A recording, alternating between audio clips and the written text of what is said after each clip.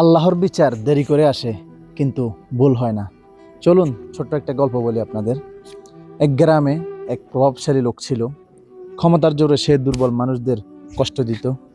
একদিন তো মিথ্যা অপবাদ দিয়ে এক নিরীহ লোককে এমন মারলো যে লোকটা আর বাঁচলই না। সবাই ভয় পেয়ে চুপ ছিল, কেউ বিচার চাইতে পারলো না। অনেকে বলল, ও তো বেঁচে গেল, কিছুই হলো না। কিন্তু কিছুদিন পর সেই লোকটাই হঠাৎ অসুস্থ হয়ে পড়ল। ডাক্তার, টাকা, ক্ষমতা কিছুই কাজে আসলো না।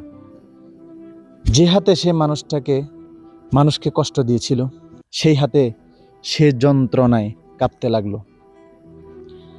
লোকজন তখন বলল, দুনিয়ার বিচার চোখে না দেখলেও আল্লাহর বিচার ঠিকই এসে গেছে।